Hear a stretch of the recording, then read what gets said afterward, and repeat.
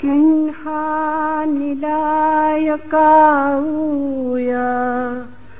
ते उपमहातहेवय शुक्ललेशाय छठाय नामायितु जखमम् किन्हानिलाकाउतिनी विये आओ अहम ले साओ एयाहि तिहवी जीवो दुःखैं उववचै तेहु पमहासुकातिन्हि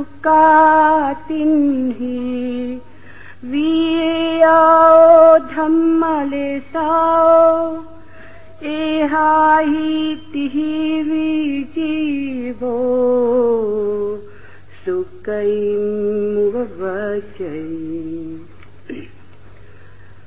कृष्णनील, कापोल, तेज, पद्मा और शुक्ल ये लेसाओं के क्रमश 6 नाम हैं। कृष्णनील, कापोल ये 3 अधर्म लेशाएं हैं। इन तीनों से युक्त जीव दुर्गति में उत्पन्न होता है। तेज, पद्मा और शुक्ल ये 3 धर्म लेशाएं हैं। इन तीनों से युक्त जीव सद्गति में उत्पन्न होता है।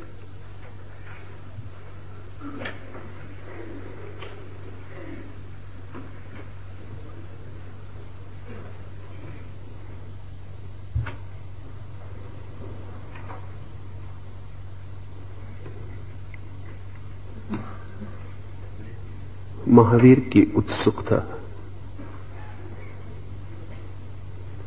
न तो काव्य में है और न तर्क में। उनकी उत्सुकता है जीवन के तथ्य, जीवन की वैज्ञानिक खोज, आविष्कार में। इसलिए महावीर ने समाधि के कोई गीत नहीं गाए और न ही महावीर ने जो कहा है उसके लिए कोई तर्क उपस्थित किए।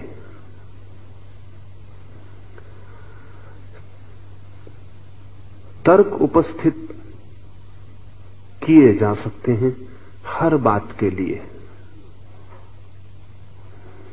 और ऐसी कोई भी बात नहीं जिसके पक्ष में या विपक्ष में तर्क उपस्थित न किए जा सके। तर्क दुधारी तलवार है। तर्क मंडन भी कर सकता है, खंडन भी, लेकिन तर्क से कोई सत्य की निष्पत्ति नहीं होती। काव्य अभिव्यक्ति है, जो अनुभव हुआ है उसके आनंद की झलक उसमें मिल सकती है, लेकिन आनंद कैसे अनुभव हुआ है उसका विज्ञान उससे निर्मित नहीं होता। अधिक शास्त्र तार्किक हैं, जिनको बुद्धि की खुजली है, उनके लिए उनमें रस हो सकता है। शेष शास्त्र काव्यात्मक हैं, जिन्हें अनुभव हुआ है उन्हें उन शास्त्रों में अपनी अभिव्यक्ति मिल सकती है। बहुत थोड़े से शास्त्र वैज्ञानिक हैं, उनके लिए हैं जिन्हें न तो बुद्धि की खुजली की बीमारी है और न जो पहुंच गए हैं, जीवन में उलझे हैं और मार्ग की तलाश कर रहे हैं। महावीर उस तीसरे कोण से ही बोल रहे हैं। मैंने सुना है एक यहूदी पंडित की मृत्यु हुई। वो ईश्वर के सामने उपस्थित किया गया।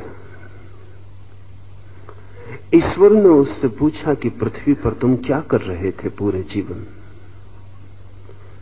तो उस पंडित ने कहा, मैं धर्म का, शास्त्र का, शास्त्र को सिद्ध करने वाले तर्कों का अध्ययन कर रहा था। ईश्वर ने कहा, मैं खुश हूं मेरे आनंद के लिए तुम कोई तर्क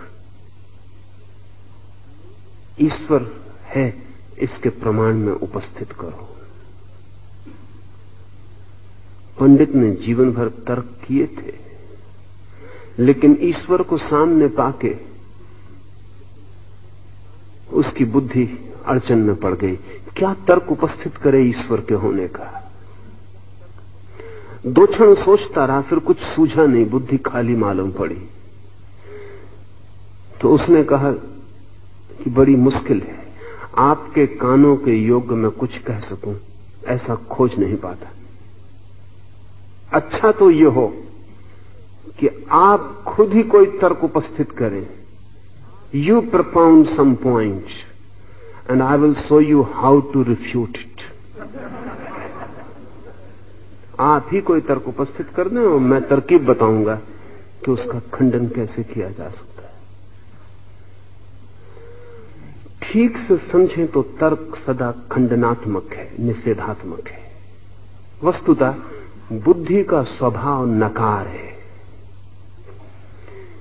इसे समझ लें ठीक से।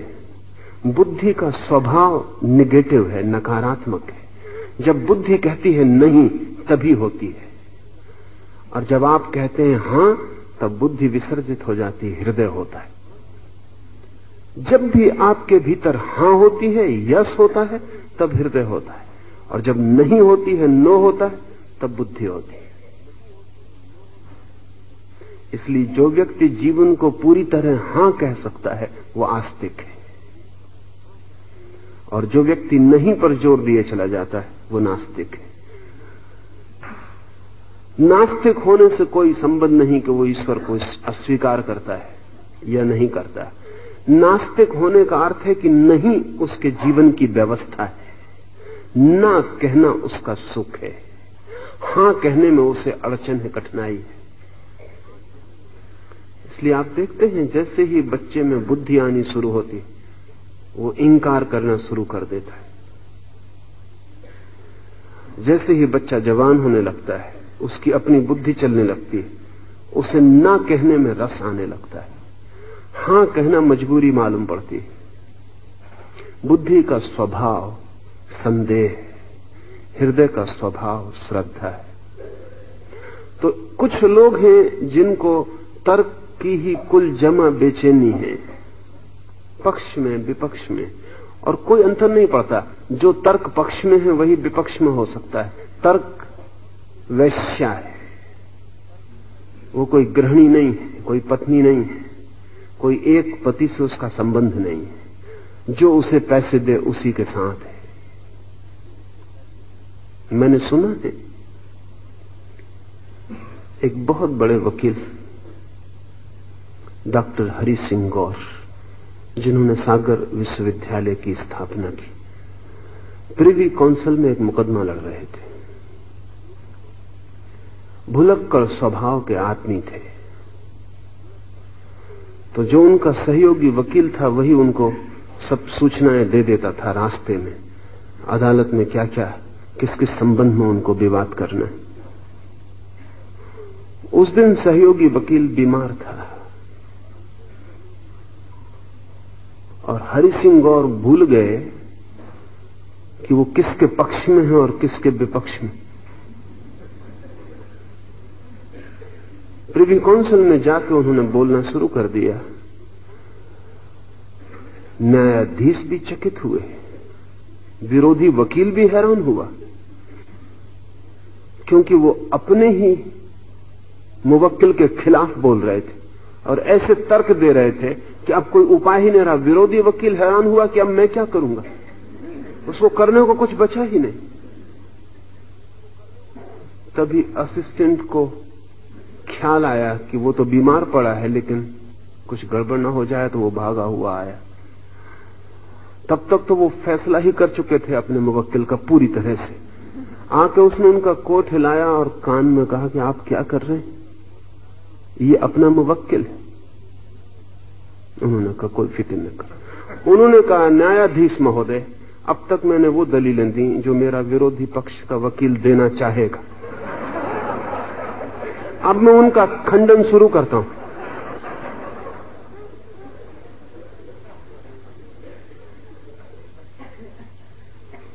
और उन्होंने खंडन किया, और जितनी प्रबलता से समर्थन किया था उतनी ही प्रबलता से खंडन भी किया। वकील और वेश्या में बड़ा संबंध है। वेश्या अपना शरीर बेचती है, वकील अपना बुद्धि बेचता है।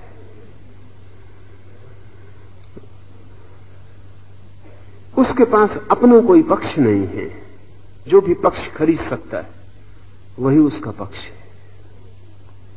तर्क वेश्या है। इसलिए महावीर, बुद्ध या कृष्ण जैसे लोगों की उत्सुकता तर्क में नहीं है। और मैंने कहा कि उनकी उत्सुकता काव्य में भी नहीं है, क्योंकि काव्य तो आखिरी फूल है। जब कोई व्यक्ति समाधि को उपलब्ध होता है तो उससे जो गीत की स्फुरना होती, वो जो संगीत उससे बहने लगता है, उसके उठने बैठने में काव्य आ जाता है। वो अंतिम चीज है। उसका रस लिया जा सकता है, लेकिन उसका रस वे ही ले सकते हैं जो उस जगह तक पहुंच गए। साधक के लिए उसका कोई मूल्य नहीं, खतरा भी है। सोलोमन के गीत हैं बाइबल में, वो समाधिस्थ व्यक्ति के गीत हैं, लेकिन बड़ा खतरा हुआ है, क्योंकि सोलोमन ने अपनी उस परम समाधि को स्त्री पुरुष के प्रतीक से प्रकट किया, क्योंकि उससे बेहतर कोई प्रतीक हो भी नहीं सकता। जीवन में मिलन का जो आत्यंतिक अनुभव हो सकता है साधारण मनुष्य को, वो दो प्रेमियों का मिलन है। इसलिए सोलोमन ने अपनी समाधि की पूरी व्यवस्था को, पूरी अनुभूति को स्त्री और पुरुष के प्रेम से प्रकट किया है। लेकिन खुद बाइबल को भक्ति रखने वाले लोग भी सोलोमन के गीत से डरते हैं, क्योंकि लगता है वो गीत तो अत्यंत पार्थिव है। लेकिन मजबूरी है, उस परम तत्व को भी अगर गीत में प्रकट करना हो तो इस जगत में गीत की जो भाषा है प्रेम, उसी में प्रकट करना पड़ेगा। इसलिए अनेकों को मीरा के गीत में काम वासना की झलक मिल सकती है, क्योंकि मीरा कह रही कि आओ मेरी सेज पर सो, मैं तैयार बैठी हूं, तुम कहां हो? मैंने फूल बिछा दिए, सेज तैयार है, दिया जला लिया, मैं तुम्हारी प्रतीक्षा कर रही हूं। और जब तक तुम आके मेरे सेज पर मेरे साथ न सो जाओगे तब तक मुझे चैन नहीं। ये भाषा प्रेमियों की है। इसलिए अगर फ्रायड को मानने वाले लोग मीरा का अध्ययन करें तो उन्हें लगेगा कि जरूर कोई काम वासना भीतर दबी रह गई है। गीत में अगर प्रकट करना हो उस परम सत्य को तो भाषा प्रेम की ही चुननी पड़ेगी, और कोई उपाय नहीं, क्योंकि इस पृथ्वी पर निकटतम उस परम तत्व के करीब प्रेम ही आता है। लेकिन तब खतरा है, और डर यह है कि पढ़ने वाले लोग समाधि की तरफ तो न झुकें, संभोग की तरफ झुक जाएं। और डर यह है कि उनके मन में इससे उस परम का विचार तो पैदा न हो, लेकिन क्षुद्र वासना का जन्म हो। महावीर तर्क की चिंता नहीं करते, महावीर गीत की भी चिंता नहीं करते। महावीर आत्मिक जीवन का शुद्ध विज्ञान उपस्थित करना चाहते हैं। वो दिशा बिल्कुल अलग है। क्या अनुभव हुआ है उसे प्रकट करना व्यर्थ है उन लोगों के सामने जिन्हें कोई अनुभव नहीं हुआ। कैसे अनुभव हो सकता है उसकी प्रक्रिया ही प्रकट करनी आवश्यक है, और अनुभव के मार्ग पर क्या क्या घटित होगा उसका नक्शा देना जरूरी है, क्योंकि अनंत है यात्रा और कहीं से भी भटकाव हो सकता है।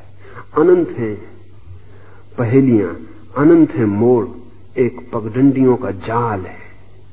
उसमें अगर नक्शा साफ न हो तो आप एक भूल भुलैया में भटक जाएंगे। इसलिए महावीर की पूरी चेष्टा है एक स्पिरिचुअल मैप, एक आध्यात्मिक नक्शा निर्मित करने की, कि आपके हाथ में ठीक गाइड हो और आप एक एक कदम जांच कर सकें और एक एक पड़ाव को पहचान सकें कि यात्रा ठीक चल रही है, दिशा ठीक है, और जिस तरफ मैं जा रहा हूं वहां अंततः मुक्ति उपलब्ध हो पाएगी। ये दृष्टि ख्याल में रहे तो महावीर को समझना बहुत आसान हो जाएगा। उनका हम सूत्र लें। कृष्ण, नील, कापोत, तेज, पद्म और शुक्ल, ये लेस्याओं के क्रमशः 6 नाम हैं। ये किताब ऐसी मालूम पड़ती है महावीर के वचनों की, जैसे फिजिक्स की हो, केमिस्ट्री की हो, गणित की हो। इसलिए बहुत कम लोग इसमें रस ले पाएंगे। गीता का पाठ किया जा सकता है, एक महाकाव्य छिपा है। महावीर की बातें सीधी गणित की हैं, जैसे कि इक्वलिट थ्योरम लिख रहा हो ज्यामिति के। कृष्ण, नील, कापोत, तेज, पद्म और शुक्ल, ये 6 लेस्याओं के क्रमशः नाम है। तो पहले तो समझ लें कि लेस्या क्या है। महावीर के कुछ खास शब्दों में एक लेस्या भी है, पारिभाषिक। ऐसा समझें कि सागर शांत है, कोई लहर नहीं। फिर एक हवा का झोंका आता है, लहर उठनी शुरू हो जाती, तरंगें उठती हैं, सागर डमाडोल हो जाता है, छाती अस्त व्यस्त हो जाती, सब अराजक हो जाता है। महावीर कहते हैं शुद्ध आत्मा तो शांत सागर की तरह है, अशुद्ध आत्मा अशांत सागर की तरह है, जिस पर लहरें ही लहरें भर गईं। उन लहरों का नाम लेस्या है। मनुष्य की चेतना में जो लहरें हैं उनका नाम लेस्या है। और जब सब लेस्याएं शांत हो जाती हैं तो शुद्ध आत्मा की प्रतीति होती है। इन लेस्याओं में भी 6 तरह की लेस्याओं का महावीर ने विभाजन किया है। तो लेस्या का अर्थ हुआ चित्त की वृत्तियां। जिसको पतंजलि ने चित्त वृत्ति कहा, उसको महावीर लेस्या कहते हैं। चित्त की वृत्तियां, चित्त के विचार, वासनाएं, कामनाएं, लोभ, आकांक्षाएं, अपेक्षाएं, सब लेस्याएं। अनंत लेस्याओं से आदमी घिरा है। प्रतिपल कोई न कोई तरंग पकड़े हुए। और ध्यान रहे, जब सागर में तरंगें होती हैं तो आपको तरंगें ही दिखाई पड़ती हैं, सागर तो बिल्कुल छिप जाता है। जब तरंगें नहीं होती तभी सागर होता है, तभी सागर दिखाई पड़ता है। तो जितनी ज्यादा तरंगें होंगी चित्त की, उतना ही ज्यादा भीतर का जो गहन सागर है वो अनुभव में नहीं आएगा। और हम चित्त की तरंगों से ही उलझे रह जाते हैं, अटके रह जाते हैं, अंतर यात्रा नहीं हो पाती। अनंत हैं ये लेस्याएं, अनंत हैं ये तरंगे, लेकिन महावीर कहते हैं उनके 6 रूप हैं। और 6 ही रूप बड़े वैज्ञानिक हैं। और अब विज्ञान भी सिद्ध कर रहा है कि महावीर ने जिस ढंग से इन लेस्याओं का वर्गीकरण किया है, शायद वही एकमात्र आधार है वर्गीकरण करने का, और कोई आधार नहीं हो सकता। महावीर ने रंग के आधार पर वर्गीकरण किया है। कलर, पश्चिम में रंग के ऊपर बड़ा गहन अध्ययन चल रहा है और रंग के आधार पर कई चीजें पैदा हो रही। कलर थेरेपी पैदा हुई है, रंग के द्वारा मनुष्य के चित्त की चिकित्सा, शरीर की चिकित्सा, और अद्भुत परिणाम उपलब्ध होते हैं। ऐसा मालूम पड़ता है कि आदमी के अंतर जगत में रंग की कोई बड़ी बहुमूल्य स्थिति है। मनोवैज्ञानिक कहते हैं कि अगर आपके कमरे को सब तरफ से लाल रंग दिया जाए, खून के रंग में सब चीजें लाल हो, प्रकाश लाल हो, फर्श लाल हो, दीवारें लाल हो, तो आप 3 घंटे में विक्षिप्त हो जाएंगे। क्योंकि लाल आपको उद्विग्न करेगा, रक्त को उत्तेजित करेगा, हृदय की धड़कन बढ़ जाएगी, ब्लड प्रेशर बढ़ जाएगा और मस्तिष्क पर बुरे परिणाम होंगे। हरे को जब आप देखते हैं मन शांत होता है। इसलिए जंगल में जाके आपको लगता है कैसी शांति, उस शांति में ज्यादा हिस्सा हरे रंग का है। हरियाली मन को एक शीतलता से भर जाती। लाल रंग उत्तेजना दे सकता है। इसलिए कोई आश्चर्य नहीं कि कम्युनिस्टों ने और सभी क्रांतिकारियों ने लाल झंडा चुना। वो खून का उपद्रव का प्रतीक है, आकस्मिक नहीं है। आकस्मिक इस जगत में कुछ भी नहीं होता। जिनका भरोसा खून पर, हत्या पर है, स्वाभाविक है कि वो लाल को रंग की तरह चुने, प्रतीक की तरह चुने। इस्लाम ने हरा रंग चुना है अपने झंडे के लिए। उसका कारण है, इस्लाम शब्द का अर्थ ही शांति होता है, इसलिए शांति को ख्याल में रख के हरे रंग को चुना। ये दूसरी बात है कि मुसलमानों ने न हरे रंग के सबूत दिए और न शांति के, लेकिन इसमें मोहम्मद का कसूर नहीं है। शब्द इस्लाम का अर्थ होता है शांति, और इसलिए हरे रंग को चुना, क्योंकि हरा रंग गहरे रूप से शांतिदायी है। रंग आपको चालित करते हैं, उत्तेजित करते हैं। पश्चिम के एडवर्टाइजमेंट को सलाह देने वाले लोग इसकी भी सलाह देते हैं कि आप अपनी चीजें बेचें तो किस रंग के डब्बे में बेचें, क्योंकि सभी रंगों के डब्बे एक से नहीं बिकते, क्योंकि सभी रंग अलग अलग तरह से पकड़ते हैं। आप चकित होंगे कि बहुत बार ऐसा हुआ है कि एक चीज, कोई साबुन पीले रंग के डब्बे में बिक रही थी और उसकी बिक्री बाजार में कम थी, और फिर सलाहकारों ने सलाह दी कि रंग का उपद्रव हो रहा है, साबुन तो ठीक है लेकिन डब्बे का रंग गलत है। इतना आकर्षित नहीं कि लोगों को पकड़ ले, और जहां हजारों साबुन के डब्बे रखे हों दुकान पर, वहां रंग ऐसा होना चाहिए जो आकर्षित कर ले, पकड़ ले, सम्मोहित कर ले, कि 999 डब्बे पीछे छूट जाएं और एक डब्बे पर हाथ पहुंच जाए। तो डब्बे का रंग बदल देने से साबुन की बिक्री बढ़ गई है। किताबों के कवर का रंग बदल देने से बिक्री बढ़ जाती है, घट जाती है। एक्सपर्ट जाके बाजारों में जांच करते रहते हैं कि स्त्रियां जो खरीदने आती हैं सुपरमार्केट में, वो किस रंग से आंदोलित होती, किस उम्र की स्त्री किस रंग से आंदोलित होती। तो जिस उम्र की स्त्री को बेचना हो चीज को, उसके रंग का ख्याल रखना जरूरी है। आप जैसे कपड़े पहनते हैं, वे भी आपके चित्त की लेस्या की खबर देते हैं। कामुक आदमी एक तरह के कपड़े पहनेगा, काम वासना से हटता हुआ आदमी दूसरे तरह के कपड़े पहनेगा। रंग बदल जाएंगे, कपड़े के ढंग बदल जाएंगे। कामुक आदमी चुस्त कपड़े पहनेगा, गैर कामुक आदमी ढीले कपड़े पहनना शुरू कर देगा, क्योंकि चुस्त कपड़ा शरीर को वासना देता है, हिंसा देता है। सैनिक को हम ढीले कपड़े नहीं पहना सकते। ढीले कपड़े सैनिक पहन के लड़ने जाएगा तो हार के वापस लौटेगा। साधु को चुस्त कपड़े पहनाना बिल्कुल नासमझी की बात है, क्योंकि चुस्त कपड़े का काम नहीं साधु के लिए, इसलिए साधु निरंतर ढीले कपड़े चुनेगा जो शरीर को छूटे भरे, बांधते नहीं।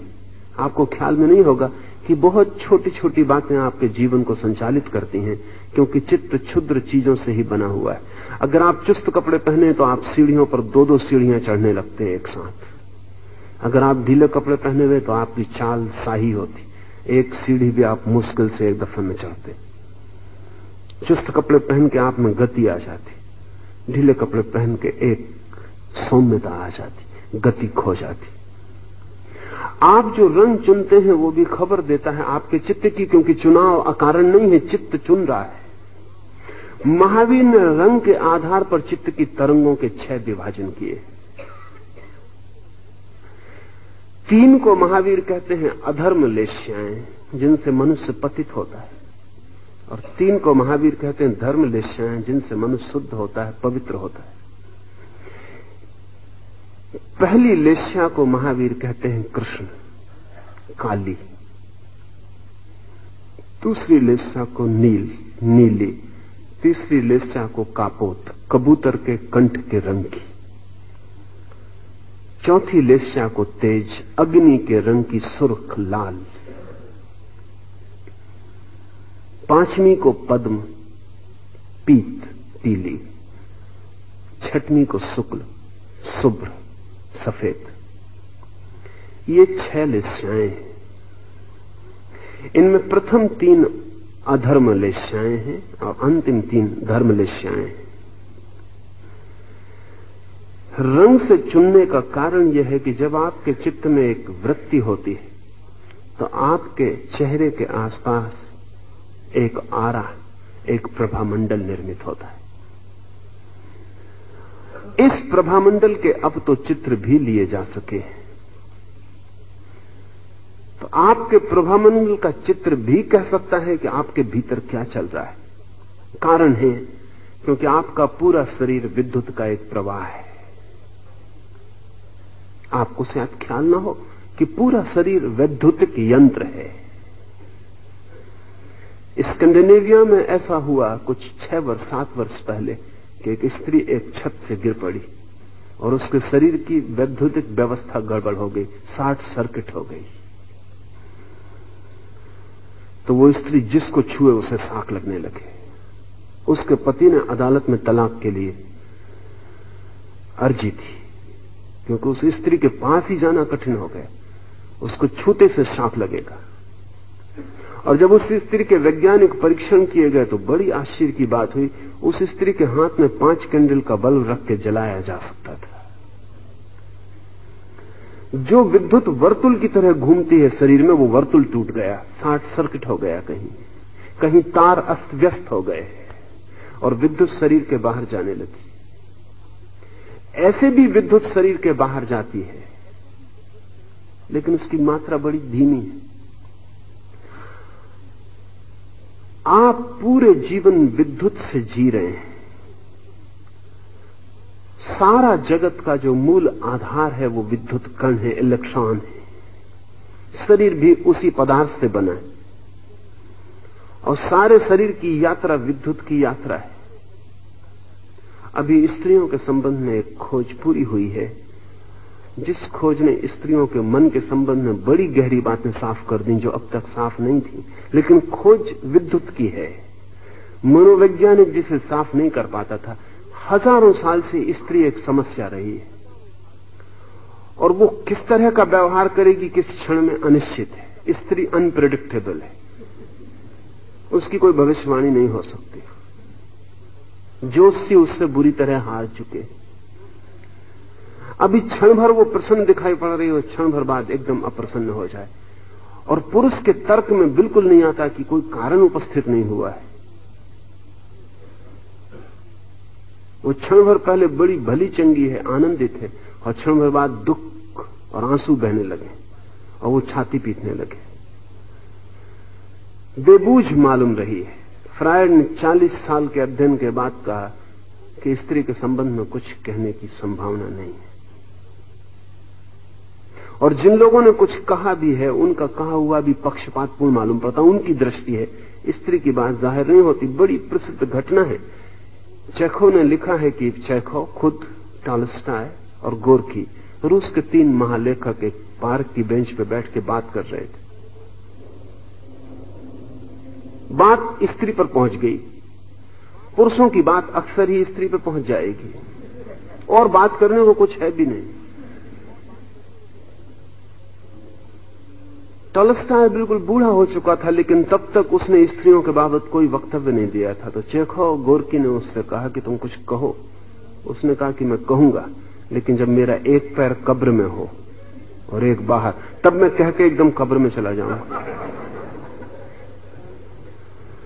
क्योंकि अगर मैं सत्य कहूं तो अभी भी स्त्रियों से मैं जुड़ा हूं, वो मेरी जान ले लेंगी, और असत्य मैं कहना नहीं चाहता। लेकिन बायो एनर्जी की खोज ने एक नई बात खबर में दी है, और वो ये कि जैसे ही स्त्री की माहवारी शुरू होती है, उसके शरीर का विद्युत प्रवाह प्रति 10 मिनट में सिकुड़ता है, कॉन्ट्रैक्ट होता है, और ये चलता है मेनोपास तक, जब तक कि माहवारी बंद नहीं हो जाता, 45-50 साल तक। प्रति 10 मिनट में स्त्री को भी पता नहीं चलता कि उसकी पूरी शरीर की विद्युत सिकुड़ती है, फिर फैलती, फिर सिकुड़ती, फिर फैलती। इस हर 10 मिनट के परिवर्तन के कारण उसका चित्र हर 10 मिनट में परिवर्तित होता रहता है। और ये जो संकुचन है, फैलाव है, ये बच्चे के लिए जरूरी है, बच्चे के विकास के लिए जरूरी है। तो जब बच्चा उसके गर्भ में होता है तो उसका ये संकुचित होना, फैलना बच्चे को एक तरह का आंतरिक व्यायाम देता है, एक एक्सरसाइज देता है। इससे बच्चा बढ़ता है। इसलिए माहवारी शुरू होने और माहवारी अंत होने के बीच 30 साल 35 साल स्त्री का शरीर पूरे 10 मिनट में एक झंझावात से गुजर रहा है, और वो झंझावात उसके चित्त को प्रभावित करता है। इसलिए जब स्त्री बहुत परेशान हो तो आप परेशान ना हो, थोड़ी देर रुके, थोड़ी देर प्रतीक्षा करें। वो झंझावात वैद्युतिक है, और स्त्री को भी ख्याल में आ जाए तो उस झंझावात से इतनी परेशान न हो, साक्षी हो सकती। पुरुष के शरीर में ऐसी कोई झंझावात नहीं है, इसलिए पुरुष ज्यादा तर्कयुक्त मालूम होता है। एक सीमा होती है उसकी बंधी हुई, उसके बाबत भविष्यवाणी हो सकती है कि वो क्या करेगा। उसके भीतर कोई झंझावात नहीं चल रहा है, विद्युत की एक सीधी धारा है। इस विद्युत की सीधी धारा के कारण उसके चित्त की लेस्याओं का ढंग सीधा साफ है। स्त्री की चित्त की लेस्याएं ज्यादा बड़ी तरंगें लेंगी, क्योंकि विद्युत सिकुड़ेगी फैलेगी, सिकुड़ेगी फैलेगी। ये संकोच फैलाव स्त्री को प्रतिपल झंझावात में और तरंगों में रखता है। महावीर ने रंग के आधार पर विश्लेषण किया, शायद वही एकमात्र रास्ता हो सकता है। जब भी चित्त में कोई वृत्ति होती है तो उसके चेहरे के आसपास उसकी रंग आभा आ जाती, आपको दिखाई नहीं पड़ती। छोटे बच्चों को ज्यादा प्रतीत होती है, आपको भी दिखाई पड़ सकती है अगर आप थोड़े सरल हो जाएं। जब कोई व्यक्ति सच में साधु चित्त हो जाता है तो वह आपकी आभा से ही आपको नापता है, आप क्या कहते हैं उससे नहीं। वह आप को नहीं देखता, आपकी आभा को देखता है। अब एक आदमी आ रहा है, उसके आसपास कृष्ण आभा है, काला रूप है चारों तरफ, उसके चेहरे के आसपास एक परत है काली। वो कितनी ही शुभ्रता की बातें करे वो व्यर्थ है, क्योंकि वो काली परत असली खबर दे रही है। अब तो सूक्ष्म कैमरे विकसित हो गए हैं जिनसे उसका चित्र भी लिया जा सकता है, और वो चित्र बताएगा कि आपकी क्या भीतरी अवस्था चल रही, और ये आभा प्रतिपल बदलती रहती है। महावीर, बुद्ध और कृष्ण और राम और क्राइस्ट के आसपास, सारी दुनिया के संतों के आसपास हमने उनके चेहरे के आसपास एक प्रभामंडल बनाया। हमारे कितने ही भेद हों, ईसाई में, मुसलमान में, हिंदू में, जैन में, बौद्ध में, एक मामले में हमारा भेद नहीं है कि इन सभी ने अपने जागृत पुरुषों के चेहरे के आसपास प्रभामंडल बनाया। वो प्रभामंडल खबर देता है उस अंतिम घड़ी की जहां जब चेहरे के आसपास श्वेत आभा प्रकट होती, शुभ्र आभा प्रकट होती। हमारे चेहरे के आसपास सामान्यतः काली आभा होती, और या फिर बीच की आभाएं होती। प्रत्येक आभा भीतर की अवस्था की खबर देती है। अगर आपके आसपास काला आभा मंडल है, आरा है, तो आपके भीतर भयंकर हिंसा, क्रोध, भयंकर काम वासना होगी। आप उस अवस्था में होंगे जहां आपको खुद भी नुकसान हो तो कोई हर्ज नहीं, दूसरे को नुकसान हो तो आपको आनंद मिलेगा। खुद को नुकसान पहुंचा के भी अगर दूसरे को नुकसान पहुंचा सके तो आप प्रसन्न होंगे। कृष्ण लेस्या की अवस्था का आदमी ऐसा होगा। मैंने सुना है एक आदमी मरा तो उसने अपने बेटों को पास बुलाया और उनसे कहा कि मेरी आखिरी मर्जी पूरी कर देना। लेकिन बड़े बेटे तो सब समझदार थे, बाप को भली भांति जानते थे कि वो उपद्रवी है, और आखिरी मर्जी कुछ ऐसी ना उलझा जाए कि हम फंस जाएं जिंदगी भर को। तो वो तो दूर ही बैठे रहे। छोटा बेटा ना समझ था, उसे कुछ पता नहीं बाप की हरकतों का। वो पास आ गया और मरता बाप, उसने कहा पहले वचन दे कि मेरी बात पूरी करेगा। उसने कहा कि मरते हुए पिता की बात पूरी नहीं करूंगा तो क्या करूंगा, आप कहें।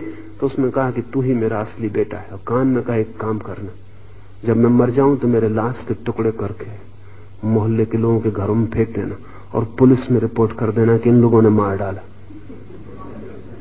मेरी आत्मा को इतनी प्रसन्नता होगी जब मैं देखूंगा कि चले हथकड़ियों में बंधे सब। ये कृष्ण लेस्या का आदमी, इसको अपनी फिक्र नहीं है। पंचतंत्र में बड़ी पुरानी कथा है कि एक आदमी भक्त था शिव का, और बड़े दिनों से प्रार्थना, बड़े दिनों से पूजा कर रहा था। आखिर शिव ने कहा कि भाई तू क्यों पीछे पड़ा, क्या चाहता है? आखिर आपकी प्रार्थना पूजा से निश्चित गबड़ा जाते होंगे। शिव के संबंध में एक और कथा है कि भक्त इतने ज्यादा पूजा प्रार्थना करने लगे कि उन्होंने नाराज होकर कहा कि तुम जाओ, सब कबूतर हो जाओ। वो जो शिव की पिंडी के आसपास कबूतर घूमते हैं, वो भक्त थे पुराने। इस आदमी ने जब बहुत परेशान कर दिया तो शिव ने कहा तू आखिर चाहता क्या है? उसने कहा कि बस एक, कि जो भी मैं मांगू वो सदा पूरा किया जाए। शिव ने एक बड़ी उल्टी शर्त रख दी। उन्होंने कहा कि होगा पूरा, लेकिन जो भी तू मांगेगा वो तेरे लिए पूरा होगा, उससे दुगना तेरे पड़ोसियों के लिए होगा। उस आदमी ने कहा मार डाला, मतलब ही खत्म हो गया। मैं मांगू महल, पड़ोसी को मिल जाए 2 महल। मैं मांगू हीरा, पड़ोसियों को सबको मिल जाए 2-2 हीरे, मतलब ही खो गया। बेकार कर दी सारी बात। बड़ा चिंतित रहा, कई दिन तक कुछ भी नहीं मांगा। फिर सोचा कि किसी वकील से सलाह ले लूंगा, उचित कुछ रास्ता हो ही सकता है। हर कानून से कोई न कोई रास्ता तो निकल ही आता। वकील ने कहा घबराने की क्या बात, तू ऐसी चीजें मांग के पड़ोसी मुश्किल में पड़ जाए। तू कह कि मेरी एक आंख फोड़ दे भगवान, उनकी दोनों फूट जाएंगी। वो आदमी नाचता हुआ घर लौटा। उसने कहा गजब हो गया, ये ख्याल ही नहीं आया। फिर तो सूत्र हाथ लग गया। फिर तो उसने कहा कि मेरी एक आंख फोड़ दे। उसकी एक आंख फूटी, पड़ोसियों की दोनों फूट गई। इतने से मन न भरा। उसने कहा मेरे घर के सामने एक कुआं खोद दे। उसके घर के सामने एक कुआं खोदा, पड़ोसियों के सामने 2 कुएं खुद गए। अब जब लोग गिरने लगे कुओं में, अंधे सारे पड़ोसी, तब उसके आनंद की सीमा नहीं। कृष्ण लेस्या अपनी आंख फोड़ सकती है अगर दूसरे की 2 फूटती हो। अपने लाभ का कोई सवाल नहीं है, दूसरे की हानि ही जीवन का लक्ष्य है। ऐसे व्यक्ति के आसपास काला वर्तुल होगा। महावीर कहते हैं वो निम्नतम दशा है, जहां दुख, दूसरे का दुख ही एकमात्र सुख मालूम पड़ता है। ऐसा आदमी सुखी हो नहीं सकता, सिर्फ वहम में जीता है। क्योंकि हमें मिलता वही है जो हम दूसरों को देते, वही लौट आता है। जगत एक प्रतिध्वनि है। इसलिए हमने यम को, मृत्यु को काले रंग में चित्रित किया है, क्योंकि उसका कुल रस इतना है कि कब आप मरे, कब आपको ले जाया जाए। आपकी मृत्यु ही उसका जीवन का आधार है। इसलिए काले रंग में हमने यम को पोता है। आपकी मृत्यु उसके जीवन का आधार है। कुल काम इतना है कि आप कब मरे, प्रतीक्षा इतनी है। ये जो काला रंग है, इसकी कुछ खूबियां, वैज्ञानिक खूबियां समझ लेनी जरूरी है। काला रंग गहन भोग का प्रतीक है। काले रंग का वैज्ञानिक अर्थ होता है जब सूर्य की किरण आप तक आती है तो उसमें सभी रंग होते हैं। इसलिए सूर्य की किरण सफेद है, शुभ्र है। सफेद सभी रंगों का जोड़ है एक अर्थ में। अगर आपकी आंख पर सभी रंग एक साथ पड़े तो सफेद बन जाएंगे। छोटे बच्चों के स्कूल में एक सभी रंगों का वर्तुल दे दिया जाता है। उस वर्तुल को जोर से घुमाया जाता है तो सभी रंग गड्ढमड्ढ हो जाते हैं और सफेद बन जाता है। सफेद सभी रंगों का जोड़ है। जीवन की समग्र स्वीकार सफेद। कुछ अस्वीकार नहीं है, कुछ निषेध नहीं है। काला सभी रंगों का अभाव है, वहां कोई रंग नहीं है। जीवन में रंग होते हैं, मौत में कोई रंग नहीं होता। वहां कोई जीवन में रंग नहीं है। जीवन रंगीन है, मौत रंग विहीन है। काले का अर्थ है काला कोई रंग नहीं है, काला रंग का अभाव है। सभी रंगों के अभाव का नाम है काला और सभी रंगों के भाव का नाम है सफेद। और इन दोनों के बीच में बाकी रंगों की सीढ़ियां हैं वैज्ञानिक अर्थों में, पर पुराने प्रतीक बड़े कीमती मालूम पड़ते हैं। मृत्यु को हमने काला रंग दिया है क्योंकि वहां जीवन की सब रंगीनी समाप्त हो जाती, वहां कोई रंग नहीं बचता। दुख का रंग काला है। कोई मर जाता है तो हम काले कपड़े पहनते हैं, सब जीवन का रंग शून्य हो जाता है। जब आप काले कपड़े पहनते हैं तो वैज्ञानिक रूप से क्या घटता है? सूर्य की किरणें जब काले कपड़े पर पड़ती हैं तो कोई भी किरण वापस नहीं लौटती। काले कपड़े में सभी किरणें डूब जाती। आपकी आंख देख रही है, उसका मतलब यह कि आपको काला कपड़ा दिखाई पड़ रहा है। उसका मतलब यह कि उस कपड़े से आपकी आंख तक कोई भी किरण का हिस्सा नहीं आ रहा। काले कपड़े में सभी किरणें डूब गई हैं। आप तक कोई भी किरण नहीं आ रही, इसलिए कपड़ा काला दिखाई पड़ रहा है। ध्यान रहे, रंग आपको दिखाई पड़ते हैं किरणों से जो आपकी आंखों तक आते हैं। अगर आपको लाल साड़ी दिखाई पड़ रही तो उसका मतलब है कि उस कपड़े से लाल किरण वापस आ रही। प्रकाश पड़ रहा है, लाल किरण वापस लौट के आपकी आंख पर आ रही।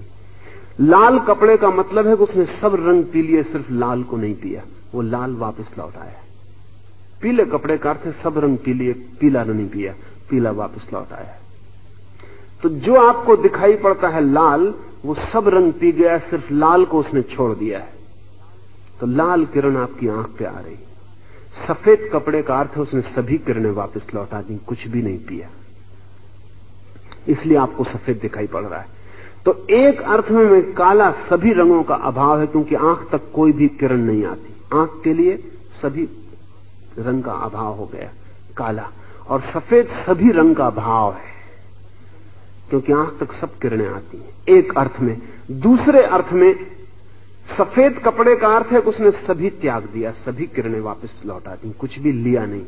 इसलिए महावीर ने सफेद को त्याग का प्रतीक कहा है और काले को भोग का प्रतीक कहा। उसने सभी पी लिया, कुछ भी छोड़ा नहीं, सभी किरणों को पी गया। तो जितना भोगी आदमी होगा उतनी कृष्ण लेस्या में डूबा हुआ होगा। जितना त्यागी व्यक्ति होगा उतना ही कृष्ण लेस्या से दूर उठने लगेगा। दान और त्याग की इतनी महिमा लेस्याओं को बदलने का एक प्रयोग है। जब आप कुछ देते हैं किसी को, आपकी लेस्या तत्क्षण बदलती है। लेकिन जैसा मैंने कहा, अगर आप व्यर्थ की चीज देते हैं तो लेस्या नहीं बदल सकती। कुछ सार्थक जो प्रीतिकर है, जो आपके हित का था और काम का था और दूसरे के काम पड़ेगा, जब भी आप ऐसा कुछ देते हैं आपकी लेस्या तत्क्षण परिवर्तित होती, क्योंकि आप शुभ्र की तरफ बढ़ रहे हैं, कुछ छोड़ रहे हैं। महावीर ने अंत में वस्त्र भी छोड़ दिए, सब छोड़ दिया। उस सब छोड़ने का केवल अर्थ इतना ही है कि कोई पकड़ न रखी, और जब कोई पकड़ नहीं रहती तो श्वेत, शुक्ल, शुभ्र लेस्या का जन्म होता। वो अंतिम लेस्या है, उसके पार लेस्याएं नहीं है। ये सघनतम लेस्या है काली, तो काली निम्नतम स्थिति है और शुभ्र श्रेष्ठतम स्थिति है। कृष्ण को पहली लेस्या, नील दूसरी लेस्या। जो व्यक्ति अपने को भी हानि पहुंचा के दूसरे को हानि पहुंचाने में रस लेता है, वो कृष्ण लेस्या में डूबा है। जो व्यक्ति अपने को हानि न पहुंचे और दूसरे को हानि पहुंचे, इतनी चेष्टा करता है, खुद को हानि पहुंचने लगे तो रुक जाता है, वैसा व्यक्ति नील लेस्या में। नील लेस्या कृष्ण लेस्या से बेहतर है। थोड़ा हल्का हुआ कालापन, थोड़ा नीला हुआ। जो लोग निहित स्वार्थ में जीते, ये जो पहला आदमी जिसका मैंने कहा कि मेरी एक आंख फूट जाए, ये तो स्वार्थ ही नहीं है, ये तो स्वार्थ से भी नीचे गिर गया। इसको अपनी आंख की फिक्र ही नहीं है, इसको दूसरे की दो फोड़ने का रस है। ये तो स्वार्थ से भी नीचे खड़ा है। नील लेस्या वाला आदमी वो है जिसको हम सेल्फिश कहते हैं, जो सदा अपनी चिंता करता है। अगर उसको लाभ होता हो तो आपको हानि पहुंचा सकता है, लेकिन खुद हानि होती हो तो वो आपको हानि नहीं पहुंचाएगा। ऐसे ही आदमी को, नील लेस्या के आदमी को हम दंड दे के रोक पाते हैं, पहले आदमी को दंड देकर नहीं रोका जा सकता। जो कृष्ण लेस्या वाला आदमी है उसको कोई दंड नहीं रोक सकते पाप से, क्योंकि उसे फिक्र ही नहीं कि मुझे क्या होता है, दूसरे को क्या होता है, उसका रस, उसको नुकसान पहुंचाना। लेकिन नील लेस्या वाले आदमी को पनिशमेंट से रोका जा सकता है। अदालत, पुलिस, भय कि पकड़ जाऊं, सजा हो जाए, वो दूसरे को हानि करने से रोक सकता है। तो ध्यान रहे, जो अपराधी इतने अदालत कानून के बाद भी अपराध करते हैं, उनके पास निश्चित ही कृष्ण लेस्या पाई जाएगी। और आप अगर डरते हैं अपराध करने से कि नुकसान न पहुंच जाए, तो आप देख लेते हैं कि पुलिस वाला रास्ते पर खड़ा है तो रुक जाते हैं लाल लाइट देख के। कोई पुलिस वाला नहीं, निर्लेस्या, कोई डर नहीं है, कोई नुकसान हो नहीं सकता, निकल जाओ, 1 सेकंड की बात है। मैंने सुना है एक दिन कि मुल्ला नसरुद्दीन अपने मित्र के साथ एक कार से जा रहा, मित्र कार को भगाए लिए जा रहा, आखिर मोटरसाइकिल पर चढ़ा हुआ एक पुलिस का आदमी पीछा कर रहा है, जोर से सायरन बजा रहा है, लेकिन वो आदमी सुनता नहीं। 10 मिनट के बाद मुश्किल से वो पुलिस का आदमी जाके पकड़ पाया और उसने कहा कि मैं गिरफ्तार करता हूं 4 कारणों से। बीच बस्ती में 50-60 मील की रफ्तार से तुम गाड़ी चला रहे हो, तुम्हें प्रकाश की कोई फिक्र नहीं है, रेड लाइट है तो भी तुम चलाए जा रहे हो। जिस रास्ते से तुम जा रहे हो ये 1 वे है और इसमें जाना निषिद्ध है, और मैं 10 मिनट से सायरन बजा रहा हूं लेकिन तुम सुनने को राजी नहीं। नसरुद्दीन जो उसके बगल में बैठा था मित्र के, खिड़की से झुका और उसने कहा, you must not mind him officer, he is dead drunk. वो 5वां कारण बता रहे कि उस पर ख्याल मत करिए, वो बिल्कुल बेहोश है, शराब में धुत, माफ करने योग्य।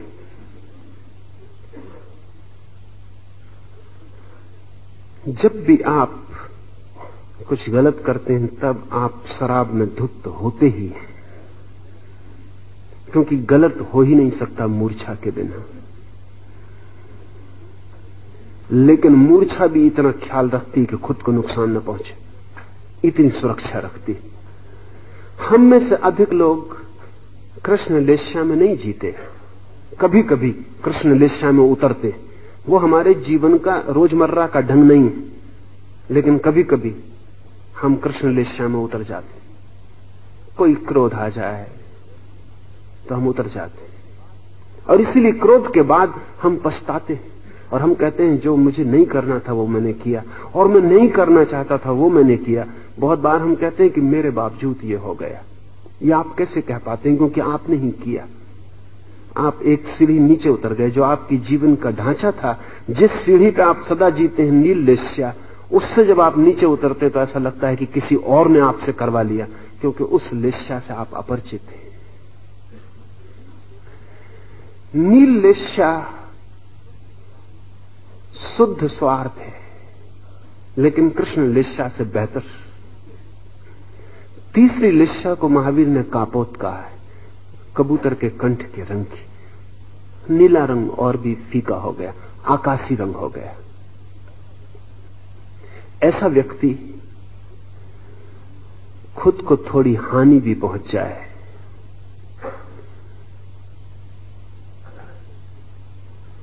तो भी दूसरे को हानि नहीं पहुंचाएगा। खुद का थोड़ा नुकसान भी होता हो तो सह लेगा, लेकिन इस कारण दूसरे को नुकसान नहीं पहुंचाएगा। ऐसा व्यक्ति परार्थी होने लगेगा। उसके जीवन में दूसरे की चिंतना और दूसरे का ध्यान आना शुरू हो जाएगा।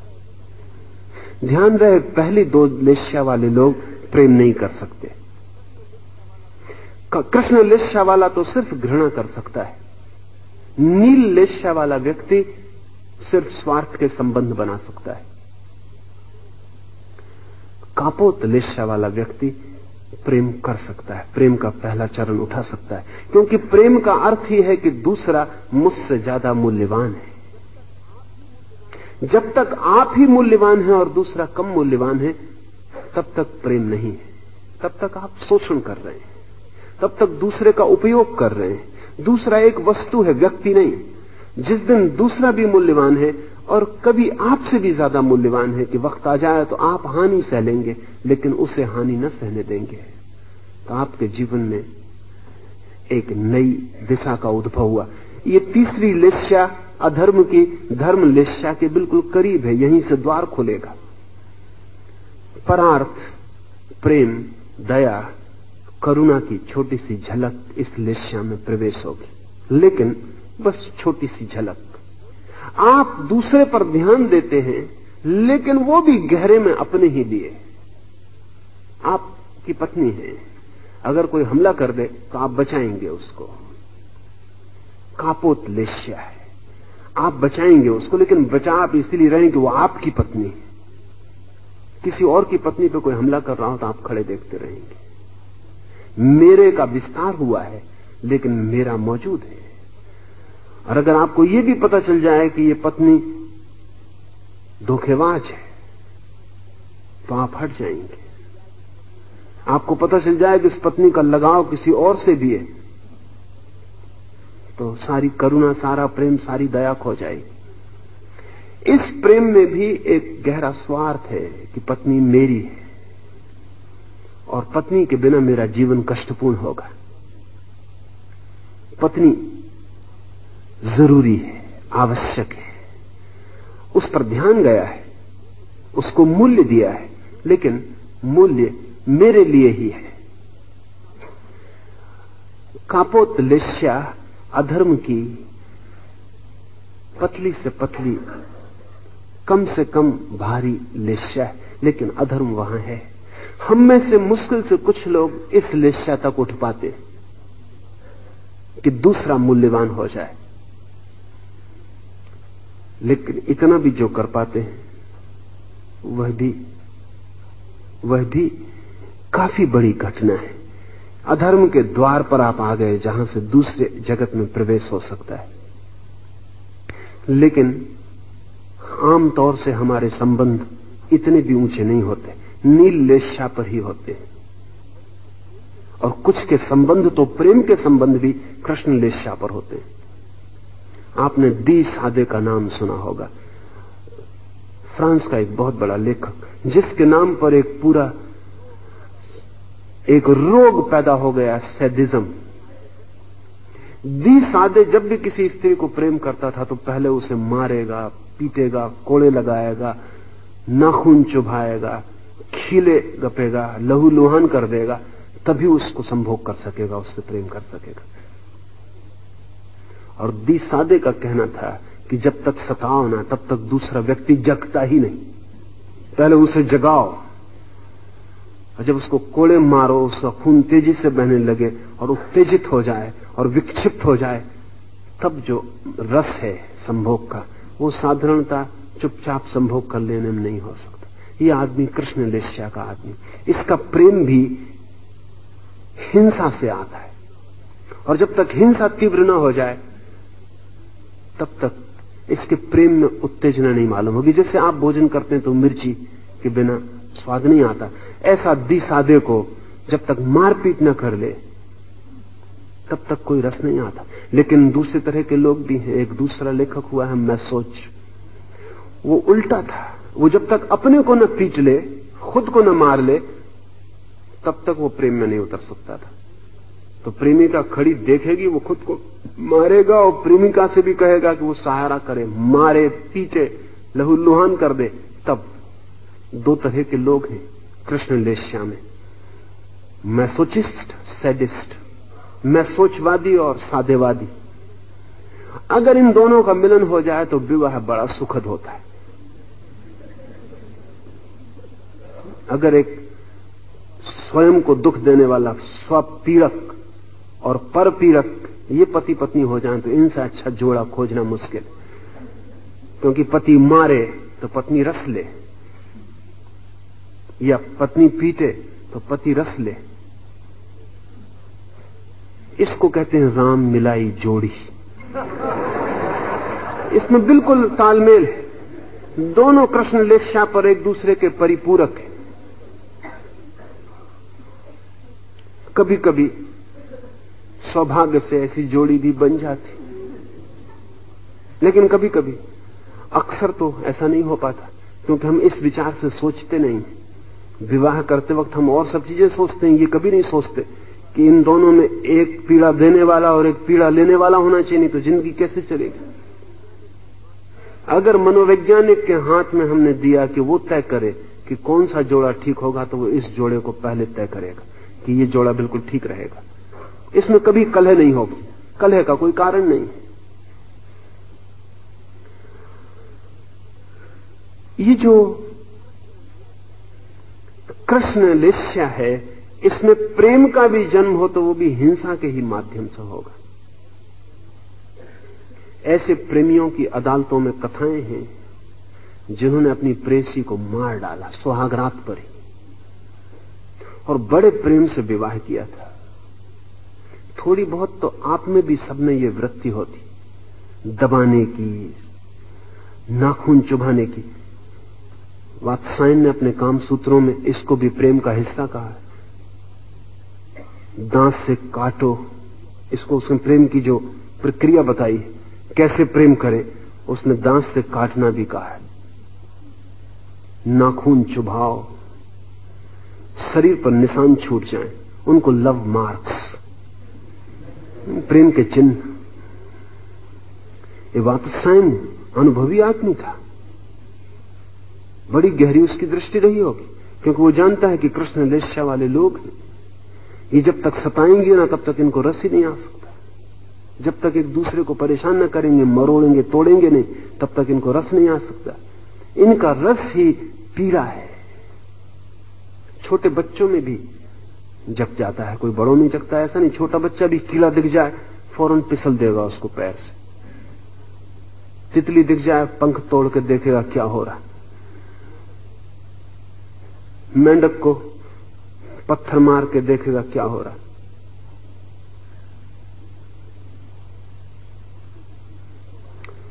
कुत्ते की पूंछ में डब्बा बांध देगा।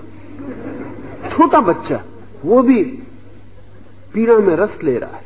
छोटा बच्चा भी आपका ही छोटा रूप है, बड़ा हो रहा है। आप कुत्ते की पूंछ में डब्बा नहीं बांधते, आप आदमियों की पूंछ में डब्बा बांध देते हैं, रस लेते हैं। फिर क्या हो रहा है? कुछ लोग उसको राजनीति कहते हैं, कुछ लोग उसको व्यवसाय कहते हैं, कुछ लोग उसको जीवन की प्रतिस्पर्धा कहते हैं, लेकिन दूसरे को सताने में बड़ा रस आता है। जब दूसरे को बिल्कुल चौखाने चित्त कर दें, तब आपको बड़ी प्रसन्नता होती है कि जीवन में कोई परम गुह की उपलब्धि हो गई। नील लेस्या वाला व्यक्ति आमतौर से, जिसको हम विवाह कहते हैं, वो नील लेस्या वाले व्यक्ति का लक्षण। दूसरे से कोई मतलब नहीं है, प्रेम की कोई घटना नहीं है। इसलिए भारतीयों ने अगर विवाह को इतना जोर दिया और प्रेम विवाह को बिल्कुल जोर नहीं दिया, तो उसका बड़ा कारण यह है कि 100 में से 99 लोग नील लेस्या में जीते। प्रेम उनके जीवन में है ही नहीं, इसलिए प्रेम को कोई जगह देने का कारण नहीं। उनके जीवन में कुल एक स्त्री चाहिए जिसका वो उपयोग कर सके, एक उपकरण। मुल्ला नसरुद्दीन का विवाह होने को था, लड़की दिखाई नहीं गई थी, पुराने जमाने की बात थी।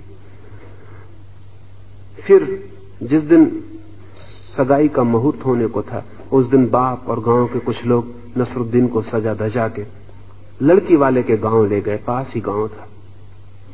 तब तक लड़की देखी नहीं गई है, न लड़की वाले के घर को देखा गया है, न परिवार के लोग जो देखे गए हैं। वहां लड़की भी सजा धजा के तैयार थी, उसकी सखियां भी सब सज धज के तैयार थी। कोई 15-20 युवतियां स्वागत के लिए थी। नसरुद्दीन के बाप ने ऐसे नसरुद्दीन से पूछा, वो जानता तो था कि ये लड़का कुछ तिरछा है, ऐसे ही पूछा कि क्या तू बता सकता है नसरुद्दीन कि इनमें से 20 लड़कियों में से कौन सी तेरी पत्नी होने वाली? नसरुद्दीन ने कहा निश्चित। उसने एक नजर डाली और कहा कि ये लड़की। बाप हैरान हो गया, वो लड़की ठीक वही लड़की थी जो शादी कर। उसने कहा कि हद कर दी नसरुद्दीन, तू कैसे पहचाना, क्योंकि तूने कभी देखा नहीं। तो नसरुद्दीन ने कहा उसका कारण, अभी उसको देख के मुझे घबराहट हो रही, यही मेरी पत्नी होने वाली, इसमें कोई शक नहीं। अभी से मेरा डर, हृदय कंपित हो रहा।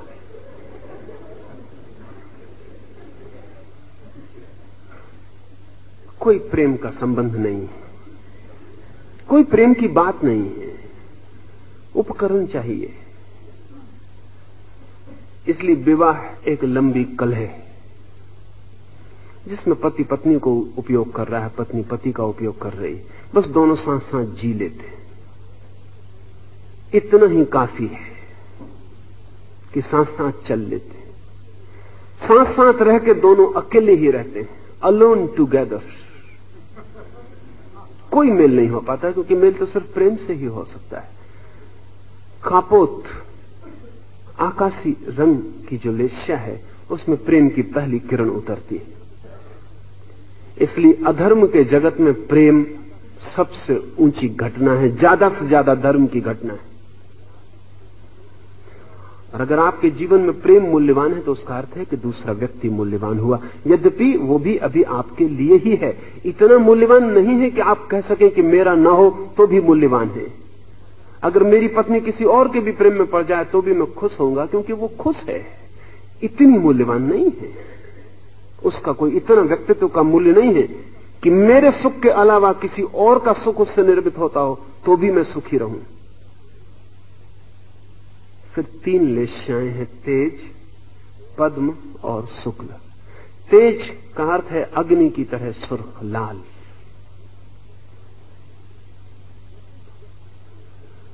जैसे ही व्यक्ति तेज लेस्या में प्रवेश करता है, वैसे ही प्रेम गहन प्रगाढ़ हो जाता है।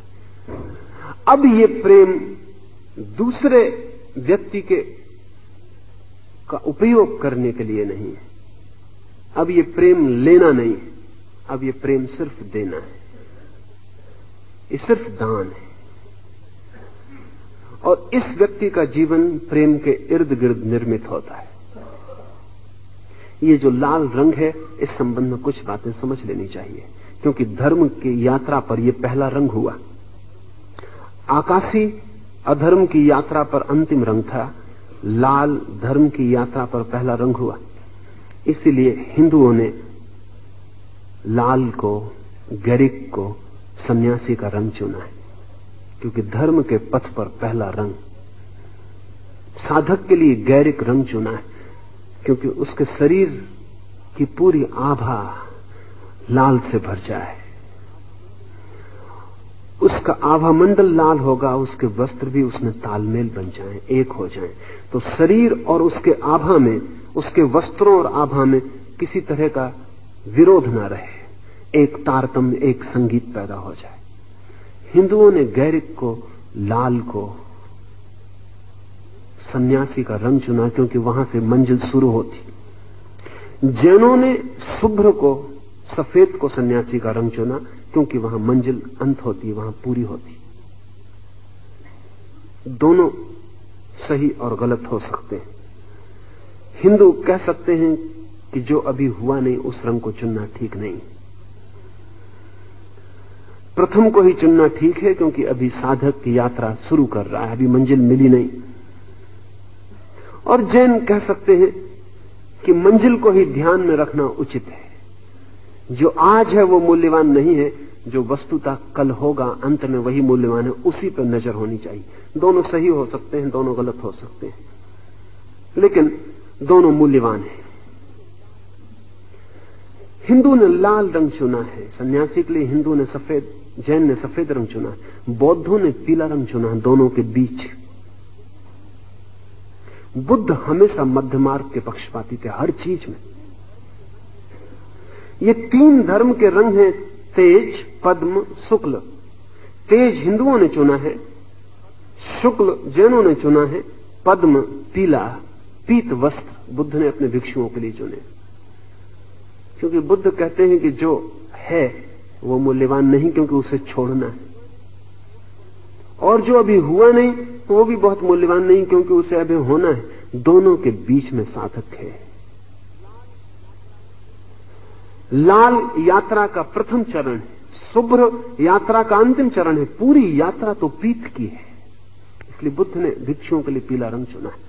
तीनों चुनाव अपने आप में मूल्यवान, कीमती, बहुमूल्य है। ये जो लाल रंग है, ये आपके आसपास तभी प्रकट होना शुरू होता है जब आपके जीवन से स्वार्थ बिल्कुल शून्य हो जाता है, अहंकार बिल्कुल टूट जाता है। ये लाल आपके अहंकार को जला देता है, ये अग्नि आपके अहंकार को जला देती है। जिस दिन आप ऐसे जीने लगते हैं जैसे मैं नहीं हूं, उस दिन धर्म की तरंगें उठनी शुरू हो जाती। जितना आपको लगता है मैं हूं, उतनी ही अधर्म की तरंगें उठती हैं, क्योंकि मैं का भाव ही दूसरे को हानि पहुंचाने का भाव है। मैं हो ही सकता हूं जब मैं आपको दबाऊं। जितना आपको दबाऊं उतना ज्यादा मेरा मैं मजबूत होता है। सारी दुनिया को दबा दूं पैरों के नीचे, तभी मुझे लगेगा कि मैं हूं। अहंकार दूसरे का विनाश है। धर्म शुरू होता वहां से जहां से हम अहंकार को छोड़ते, जहां से मैं कहता हूं कि अब मेरे अहंकार की अभीप्सा, वो जो अहंकार की महत्वाकांक्षा थी, वो मैं छोड़ता हूं। प्रतिस्पर्धा छोड़ता हूं, संघर्ष छोड़ता हूं, दूसरे को हराना, दूसरे को मिटाना, दूसरे को दबाने का भाव छोड़ता हूं। अब मेरे प्रथम होने की दौड़ बंद होती है। अब मैं अगर अंतिम भी खड़ा हूं तो मैं प्रसन्न हूं। सन्यासी का अर्थ ही यही है कि जो अंतिम खड़े होने को राजी हो गया। जीसस ने कहा है, मेरे प्रभु के राज्य में वे प्रथम होंगे जो यहां पृथ्वी के राज्य में अंतिम खड़े होने को राजी। ध्यान रहे, अंतिम खड़े हैं ऐसा नहीं कहा, अंतिम खड़े होने को राजी। अंतिम तो बहुत लोग खड़े, लेकिन वो खड़े नहीं रहना चाहते। वहां मजबूरी है कि क्यू में कोई आगे जाने नहीं देता। ज्यादा ताकतवर लोग आगे खड़े, क्यू से निकल नहीं पाते। इच्छा तो निकलने की है, दिल तो क्यू में आगे ही खड़े होने का, लेकिन खड़े पीछे। ये मजबूरी है। इस मजबूरी वाले को प्रभु के राज्य में प्रथम मौका मिल जाएगा ऐसा नहीं है। जीसस कहते हैं जो अंतिम खड़ा होने को राजी है, जो पहले की तलाश ही नहीं करता, जो चुपचाप पीछे खड़ा है और पीछे संतुष्ट है और हैरान है कि आगे होने की इतनी दौड़ क्यों चल रही, क्या होगा आगे होके, क्या होगा। सन्यासी का अर्थ है जिसने महत्वाकांक्षा छोड़ दी, जिसने संघर्ष छोड़ दिया, जिसने दूसरे अहंकारों से लड़ने की वृत्ति छोड़ दी। इस घड़ी में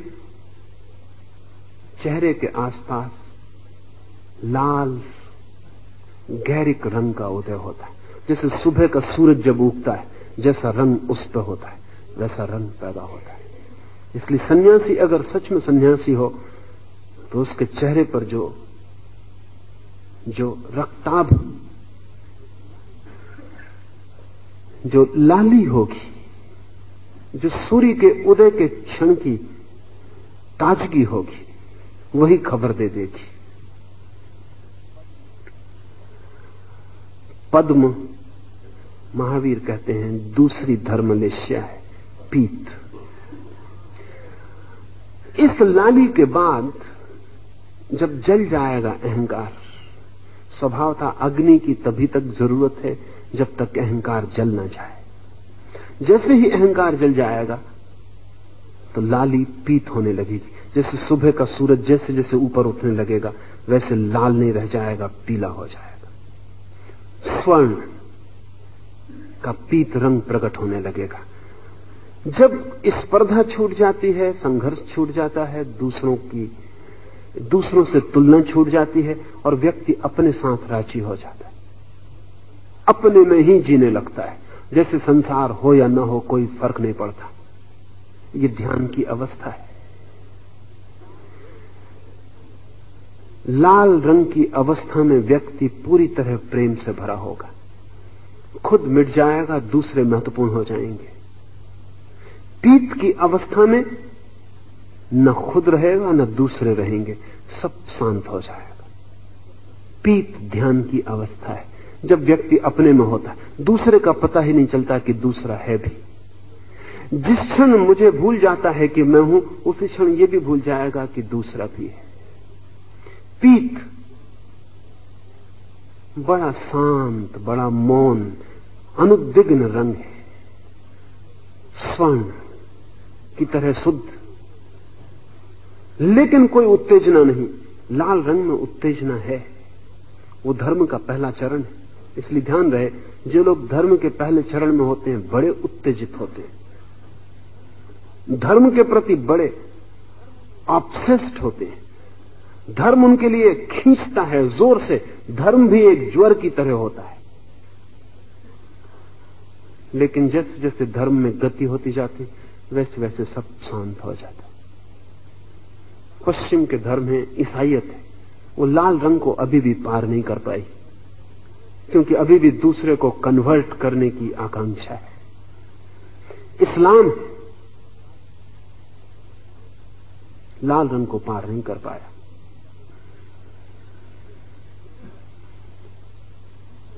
गहन दूसरे पर ध्यान है कि दूसरे को बदल देना है, किसी भी तरह बदल देना है।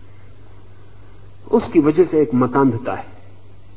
आप जान के हैरान होंगे कि दुनिया के दो पुराने धर्म, हिंदू और यहूदी, दोनों पीत अवस्था में हैं।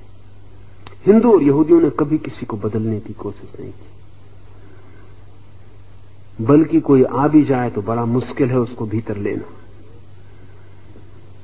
द्वार जैसे बंद है, सब शांत है, दूसरे में कोई उत्सुकता नहीं है।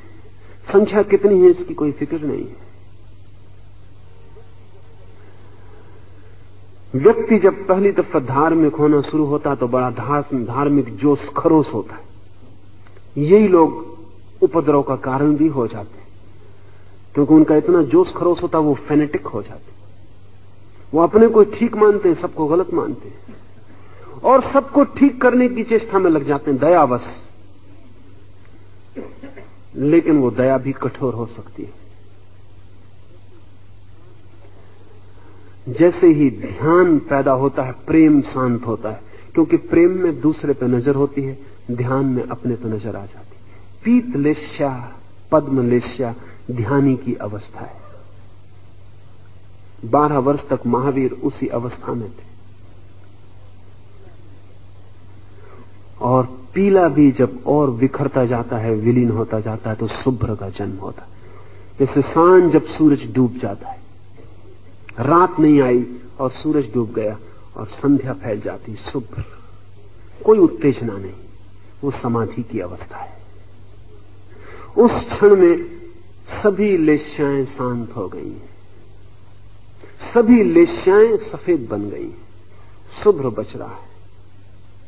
वो अंतिम अवस्था है चित्त की तरफ से। ये चित्त की लेश्याएं हैं।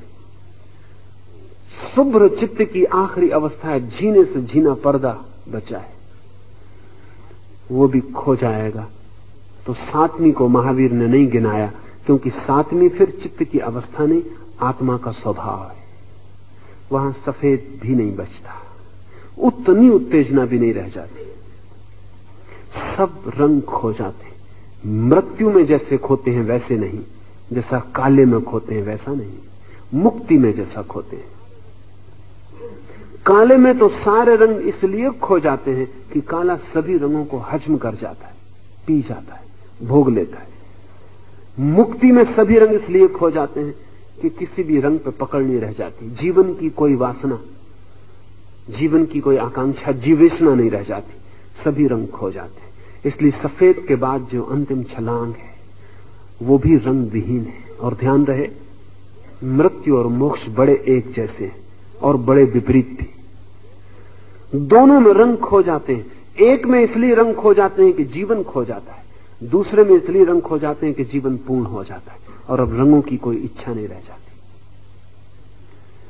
मोक्ष मृत्यु जैसा है, इसलिए मुक्त होने से हम डरते हैं। जो मरने को राजी वही मुक्त हो सकता है। जो जीवन को पकड़ता है वो बंधन में बना रहता है।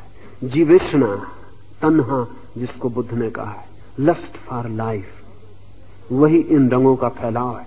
और अगर जीवेशना बहुत ज्यादा हो तो दूसरे की मृत्यु बन जाती है, वो कृष्ण लेश्या है। अगर जीवेशना तरल होती जाए, कम होती जाए, फीकी होती जाए तो दूसरे का जीवन बन जाती है, वो प्रेम है। ये महावीर ने 6 लेश्याएं कही। अभी पश्चिम में इस पर खोज चलती है तो अनुभव में आता है कि ये 6 रंग करीब करीब वैज्ञानिक सिद्ध होंगे और मनुष्य के चित्त को नापने की इससे कुशल कुंजी दूसरी नहीं हो सकती, क्योंकि ये बाहर से नापा जा सकता है, भीतर जाने की कोई जरूरत नहीं। जैसे एक्सरे लेके कहा जा सकता है कि भीतर कौन सी बीमारी है, वैसे आपके चेहरे का आरा पकड़ा जाए तो उस आरे से पता चल सकता है कि चित्त किस तरह से रुग्ण है, कहां अटका है, और तब मार्ग खोजे जा सकते हैं कि क्या किया जाए कि चित्त इस लिस्या के ऊपर उठे। अंतिम घड़ी तो लक्ष्य वही है जहां कोई लिस्या न रह जाए। लिस्या का अर्थ जो बांधती है, जिससे हम बंधन में होते हैं, जो रस्सी की तरह हमें चारों तरफ से घेरे रहती है। जब सारी लिस्याएं गिर जाती हैं तो जीवन की परम ऊर्जा मुक्त हो जाती है। उस मुक्ति के क्षण को हिंदुओं ने ब्रह्म कहा है, बुद्ध ने निर्वाण कहा है, महावीर ने कैवल्य कहा है। कृष्ण, नील, कापोत, ये तीन अधर्म लिस्याएं हैं। इन तीनों से युक्त जीव दुर्गति में उत्पन्न होता है। तेज, पद्म और शुक्ल, ये तीन धर्म लिस्याएं हैं। इन तीनों से युक्त जीव सदगति में उत्पन्न होता है। ध्यान रहे, शुभ्र लिस्या के पैदा हो जाने पर भी जन्म होगा, अच्छी गति होगी, सदगति होगी, साधु का जीवन होगा, लेकिन जन्म होगा, क्योंकि लिस्या अभी भी बाकी, थोड़ा सा बंधन शुभ्र का बाकी। इसलिए पूरा विज्ञान विकसित हुआ था प्राचीन समय में। मरते हुए आदमी के पास ध्यान रखा जाता था कि उसकी कौन सी लिस्या मरते क्षण में, क्योंकि जो उसकी लिस्या मरते क्षण में है उससे अंदाज लगाया जा सकता है कि वो कहां जाएगा, उसकी कैसी गति होगी। सभी लोगों के मरने पर लोग रोते नहीं थे। लिस्या देखकर, अगर कृष्ण लिस्या हो तो ही रोने का कोई अर्थ है। अगर कोई अधर्म लिस्या हो तो रोने का अर्थ है क्योंकि ये व्यक्ति फिर दुर्गति में जा रहा है, दुख में जा रहा है, नरक में भटक रहा है। तिब्बत में बारदो पूरा विज्ञान है और पूरी कोशिश की जाती थी कि मरते क्षण में भी इसकी लिस्या बदल जाए तो भी काम का है। मरते क्षण में भी इसकी लिस्या काली से नील हो जाए तो भी इसके जीवन का तल बदल जाएगा, क्योंकि जिस क्षण में हम मरते हैं, जिस ढंग से, जिस अवस्था में, उसी में हम जन्मते हैं। ठीक वैसे जिस रात आप सोते हैं, जो विचार आपका अंतिम होगा, सुबह वही विचार आपका प्रथम होगा। इसे आप प्रयोग करके देखें।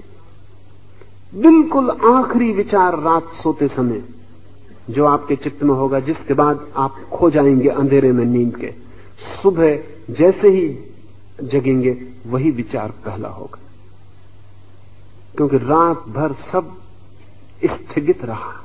जो अंतिम था वही पहले सुबह प्रथम बनेगा। बीच में तो गैप है, अंधकार है, सब खाली है।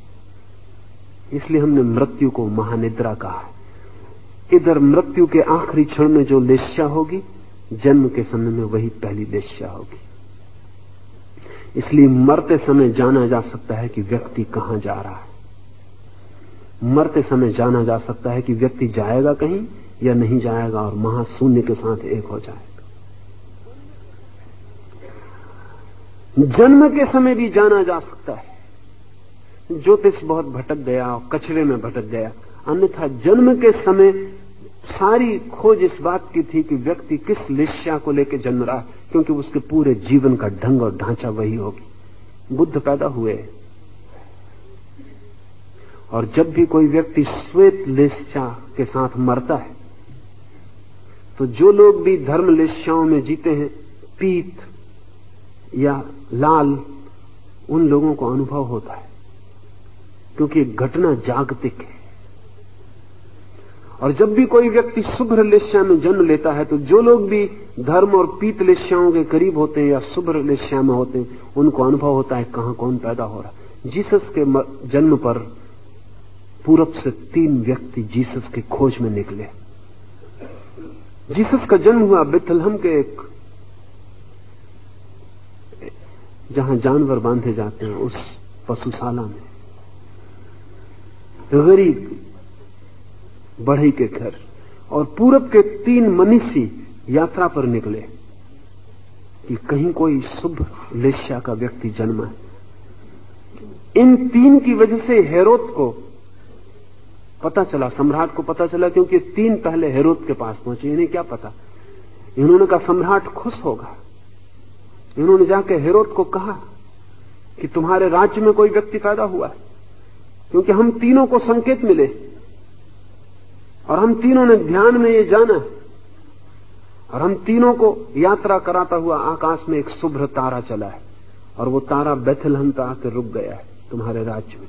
उस गांव में कोई व्यक्ति जन्मा है जो सच में सम्राट है। ये बात हेरोद को अखर गई, सच में सम्राट। उसने कहा कि तुम जाओ, उसका पता लगाओ और लौटते में मुझे खबर करते जाना। हेरोद ने तय कर लिया कि हत्या कर देगा इस बच्चे की, क्योंकि सच में कोई सम्राट जन्म जाए तो मेरा क्या होगा। अहंकार, प्रतिस्पर्धा। वे तीनों व्यक्ति खोज करते हुए उस जगह पहुंचे, उस पशु जहां जीसस का जन्म हुआ था, घुड़साल में। उन्होंने जीसस की मां को भेंटें दी, जीसस के चरण छुए, और उसी रात उनको स्वप्न आया कि तुम लौट के हेरोद के पास मत जाओ, तुम भाग जाओ यहां से, और जीसस की मां को कह दो कि वो बच्चे को लेके जितने जल्दी हो सके बेथलहम छोड़ दे। उसी रात तीनों मनीषी छोड़ गए राज्य को, और जीसस की मां और पिता लेके इजिप्ट जीसस को चले गए। बुद्ध का जन्म हुआ तो हिमालय से एक महर्षि भागा हुआ बुद्ध की राजधानी में आया। उस वृद्ध तपस्वी को देख के बुद्ध के पिता बड़े हैरान हुए। उन्होंने कहा तुम्हें पता कैसे चला? तो उसने कहा कि पता चल गया, क्योंकि जिस लिस्या में मैं हूं, जिस क्षण में मैं हूं, वहां से दिखाई पड़ सकता है अगर कोई इतना शुभ्र तारा जमीन पर पैदा हो। तुम्हारा बच्चा तीर्थंकर होने को, बुद्ध होने को। बच्चे को लाया गया। बुद्ध के पिता तो बहुत हैरान हुए, उनको तो भरोसा न आया कि आदमी पागल तो नहीं, क्योंकि वो उनके चरणों में सिर रख दिया, अभी कुछ ही दिन का बच्चा। और वो मनीषी रोने लगा जार जार। तो बुद्ध के पिता डरे और उन्होंने कहा कि क्या कुछ अशुभ होने को, तुम रोते क्यों हो? तो उसने कहा कि नहीं, मैं रोता नहीं हूं, मैं इसलिए रोता हूं कि मेरी मृत्यु करीब, और जिस क्षण ये व्यक्ति बुद्धत्व को उपलब्ध होगा उस समय मैं इसका सानिध्य न पा सकूंगा। और ऐसी घड़ी को उपलब्ध होने की घटना कभी कभी हजारों वर्ष में घटती है। तो मैं अपने लिए रो रहा हूं, इसके लिए नहीं रो रहा हूं, इसका तो यह आखिरी जीवन का शिखर है। श्वेत लेस्सा को पैदा होता है जो व्यक्ति लेके, वो निर्वाण को उपलब्ध हो सकता है इसी जन्म में, क्योंकि अंतिम धर्म की सीमा पर पहुंच गया, अब धर्म के भी पार जा सकता है। निर्वाण, ब्रह्म, मोक्ष अधर्म के तो पार है ही, धर्म के भी पार है। 5 मिनट रुके, कीर्तन करें, फिर चलें।